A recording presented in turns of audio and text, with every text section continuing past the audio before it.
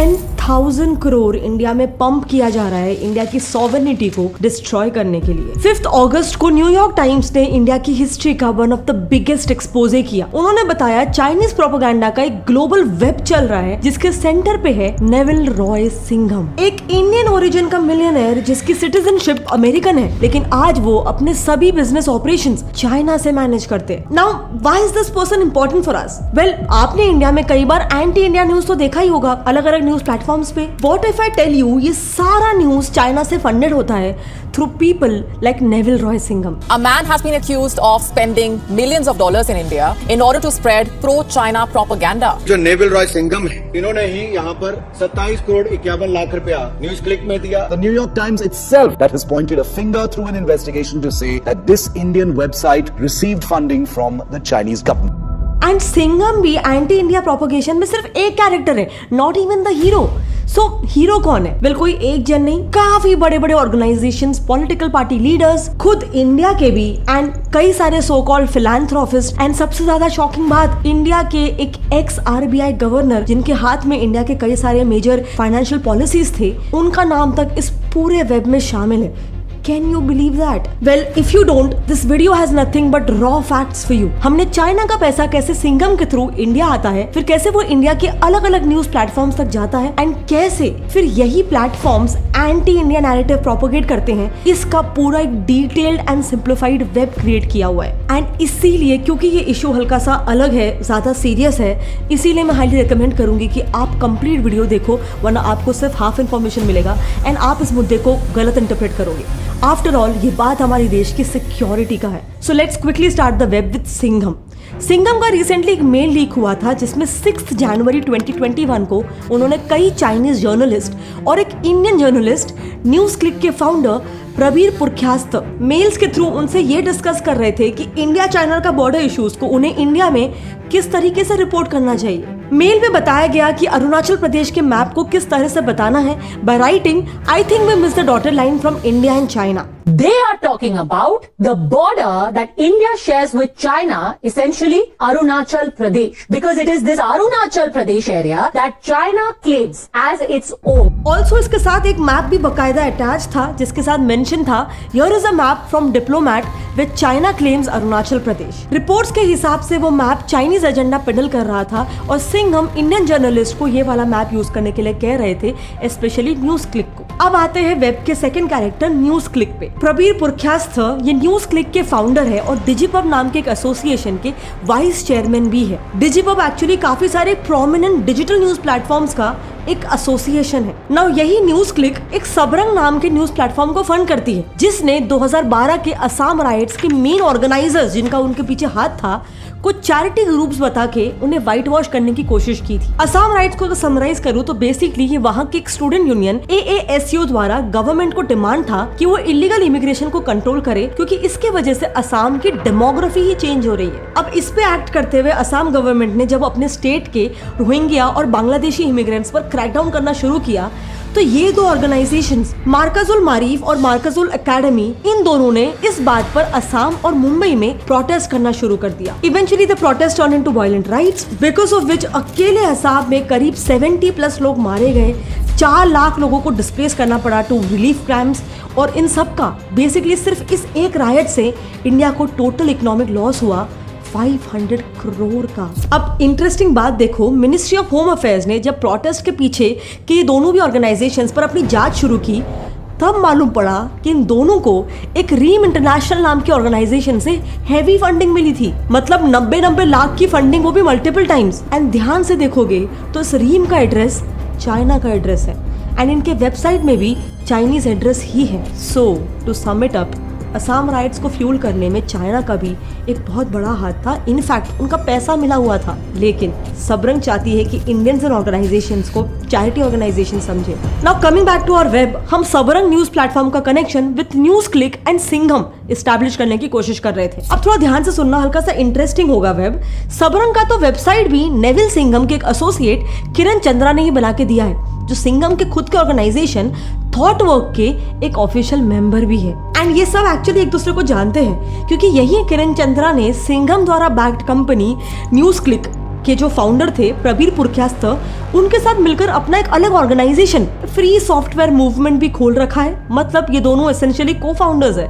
And इनकी loyalty या फिर राइवलरी किसी एक पॉलिटिकल पार्टी के अगेंस्ट नहीं है, क्योंकि इंटरकनेक्शन सिर्फ असम राइट्स जो तभी कांग्रेस सरकार थी उससे नहीं है, यही वेब गोधरा राइट्स से भी कनेक्टेड है। सो गोधरा राइट्स में अगर मुस्लिम, सिख्स, हिंदू सबको भी गिने तो करीब 1000 से ज्यादा लोग मारे गए एंड पूरे देश का 2000 करोड़ का नुकसान हुआ। एंड इस पूरे केस में भी one of the prime accused थी तीस्ता सतलवाद, जो सबरंग की फाउंडर है। Again just reinstating, she is accused not convicted, लेकिन उनके ऊपर आरोप है गोधरा राइट्स के विक्टिम्स के बयानों को ओवर एग्जैजरेट करके राइट्स को भड़काने का एंड मोस्ट इम्पोर्टेंटली ऐसे राइट्स जैसे सेंसिटिव इशू में लोगों से डोनेशंस लेकर उनका मिसयूज करने का, बेसिकली राइट्स जैसे इशू में मनी मिंटिंग करने का। बट एनीवे, ये हमारे वेब का सिर्फ एक स्ट्रिंग था। चलो अब दूसरे स्ट्रिंग पे जाते हैं जो इससे ज्यादा इंटरेस्टिंग और डेंजरस है, क्योंकि उसमें चाइना के साथ साथ अमेरिका के CIA का भी डायरेक्ट हाथ है। रिमेंबर प्रबीर पुरकायस्थ,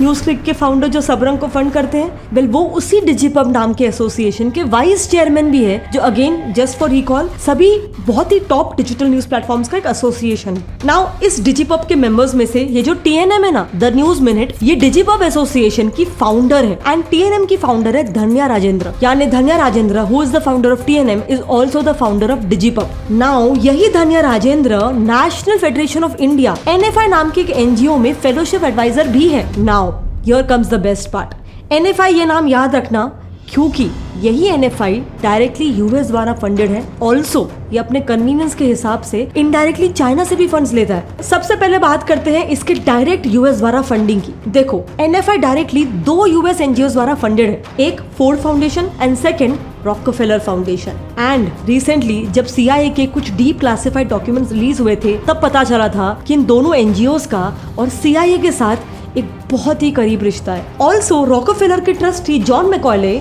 जो पहले फोर्ड फाउंडेशन के भी चेयरमैन रह चुके हैं, वो असल में CIA के one of the founding members थे। एंड CIA की उसी रिपोर्ट के अनुसार इन दोनों भी फाउंडेशंस, फोर्ड और रॉकफेलर को CIA ने ही बनाया है ताकि देश विदेश में अमेरिकन इंटरेस्ट और प्रोपेगेंडा को पुश किया जा सके, जिसके रूट्स इंडियन मीडिया तक नजर आ रहे हैं। खैर, अब आते हैं NFI की इनडायरेक्ट चाइनीज फंडिंग पे। इस NFI के एक ट्रस्टी है पी साईनाथ, जिनका खुद का एक अलग NGO भी है बाय द नेम परी। नाउ ये परी नाम का NGO अगेन नेविल के उसी थॉटवर्क ऑर्गेनाइजेशन से फंड लेता है। ऑल्सो पी साईनाथ जी एक ट्राई कॉन्टिनेंटल नाम के थिंक टैंक के भी मेंबर है, जो अगेन खुद सिंघम द्वारा शुरू किया गया एक थिंक टैंक है। यानी ऑल इन ऑल अब तक इन दोनों भी स्ट्रिंग्स का अगर मैं क्विक समरी दूं तो इंडिया में चाइना और अमेरिका दोनों ही अपने प्रोपेगेंडा को फैलाने के लिए हेवीली पैसे पंप कर रही है। Devil Roy Singham basically China का पैसा इंडिया में 3 रास्तों से पंप इन करते हैं। एक थ्रू न्यूज क्लिक, जो हमने शुरू में देखा, एंड NFI से होते हुए 2 थिंक टैंक्स के जरिए called Thoughtwork and Tricontinental. And USA का CIA अपने रॉकफेलर और फोर्ड फाउंडेशन के थ्रू डिजिपब से डायरेक्टली इंडिया में इन सारे चैनल्स के थ्रू मीडिया नैरेटिव शिफ्ट करता है। Now to talk more about tricontinental, तो ये बहुत ही इंपॉर्टेंट नाम है, इसे आगे के लिए भी याद रखना, क्योंकि इसके एग्जीक्यूटिव डायरेक्टर विजय प्रसाद एक फेमस CPI माओइस्ट बृंदा कराट के नेफ्यू है, जिन्होंने साल 2022 के जहांगीरपुरी राइट्स के बाद जब सरकार ने वहां के इलीगल रोहिंग्यास पर क्रैकडाउन किया था,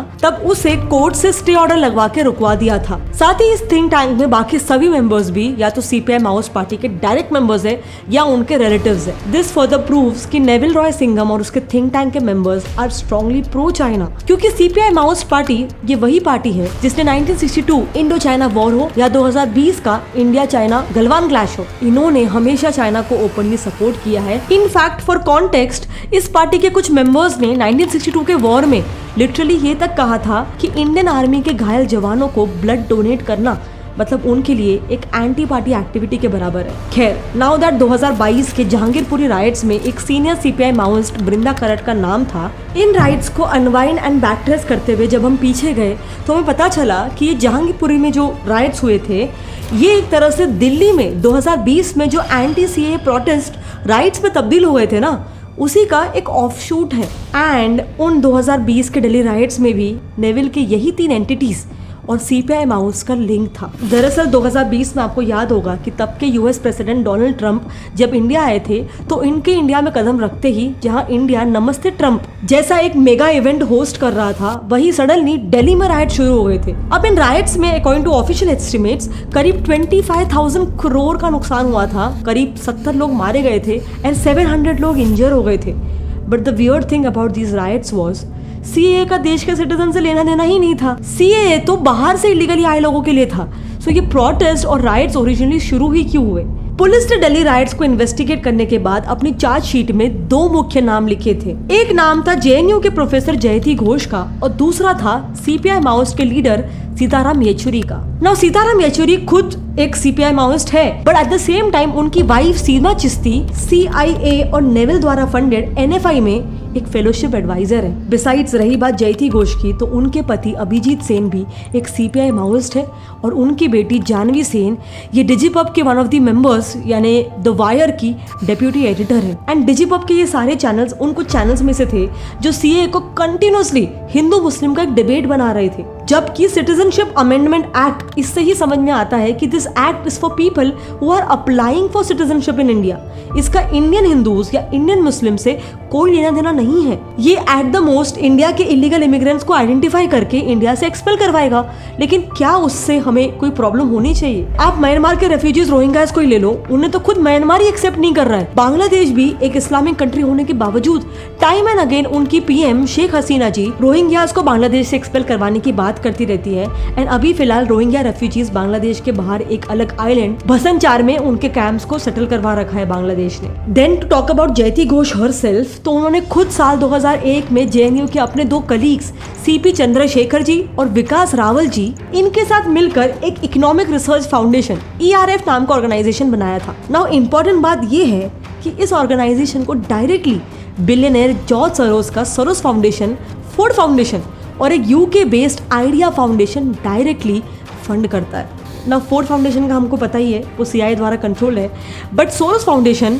का तो बेसिकली एक प्रोजेक्ट सिंडिकेट ही चल रहा है जिसके बारे में हम अभी आगे डिस्कस करेंगे। ये भी बहुत इंटरेस्टिंग है। एंड ये जो आइडिया फाउंडेशन है ये हल्का सा वियर्ड है क्योंकि इसे भले ही majorly Soros Foundation and Ford Foundation दोनों ही फंड करते हैं, लेकिन इस ऑर्गेनाइजेशन में हमें 2 ऐसे लोगों के नेम्स मिले जो चाइना की ruling government communist party of China CCP के मेंबर्स हैं। Meaning we are still not sure कि ये economic research foundation exactly US और CIA चला रहे हैं या फिर China, but the only thing we are sure about is कि इसे चलाया तो बाहर से ही जा रहा है। So to summarise everything, India के 2 पिछले डेकेड्स में जो भी मेजर इवेंट्स हुए हैं उसमें से काफी सारे जिन्होंने किसी ना किसी तरह से इंडिया की इकोनॉमी या फिर इमेज को हार्म किया है, अल्टीमेटली उसमें से काफी सारे इवेंट्स कनेक्ट होते हैं टू 3 और 4 entities. Number 1 Neville Roy Singham या फिर CPI Maoist who are linked to China.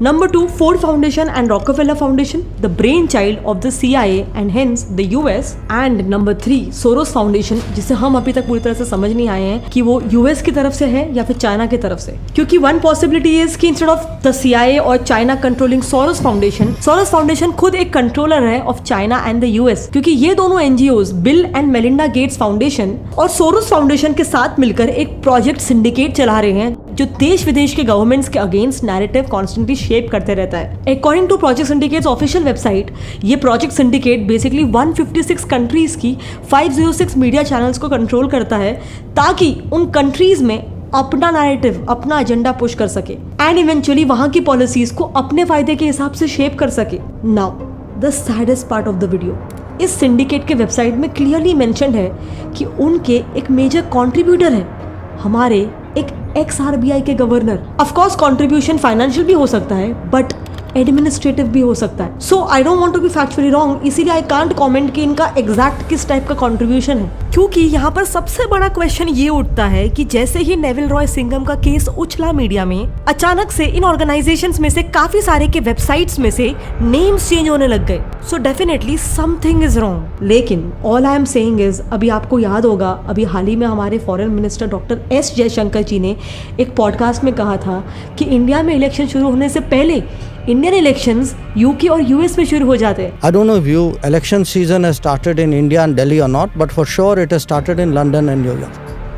Honestly मैंने जब वो पॉडकास्ट देखा था मुझे सही से समझ में नहीं आया था कि उनका एग्जैक्ट मीनिंग क्या था, बट मे बी ही मेंट कि इस दौरान इन दोनों कंट्रीज से इंडिया में अंधाधुंध पैसा पंप होता है जस्ट सो दैट वो अपना एजेंडा फैलाने के लिए इंडिया के इलेक्शंस को टैम्पर कर सके। नाउ कमिंग टू नंबर्स, देखो ऑफिशियल रिपोर्ट्स के हिसाब से सोरोस का तो अकेले ही 8,000 करोड़ पम्प्ड इनटू इंडिया का डायरेक्ट लिंक है। एंड रही बात सिंघम की, तो अगेन सीएनबीसी के ऑफिशियल रिपोर्ट्स के हिसाब से सिंघम को $275 मिलियन यानी 2,200 करोड़ की फंडिंग मिली है। सो डेफिनेटली ये सिर्फ एक एंटी इंडिया प्रोपेगेंडा नहीं है, ये एक बड़ा गेम है, एक ग्लोबल प्रोपेगेंडा है जिसमें इंडिया पिस रहा है। And honestly I don't think किसी को इसके बारे में एकदम डिटेल में मालूम भी होगा, इसीलिए इस वीडियो को जितना हो सके शेयर करो, क्योंकि अभी इलेक्शंस नजदीक आ रहे हैं। एंड आप हमेशा देखोगे चाहे कोई भी पार्टी रूलिंग पार्टी हो, जब भी इलेक्शन नजदीक आते हैं इंडिया में अचानक से बहुत सारे प्रोटेस्ट, राइट्स, बहुत सारे प्रॉब्लम शुरू हो जाते हैं। एंड इसीलिए बहुत ज़्यादा ज़रूरी है कि हम इन प्रोपेगेंडा के अगेंस्ट अवेयर रहें, क्योंकि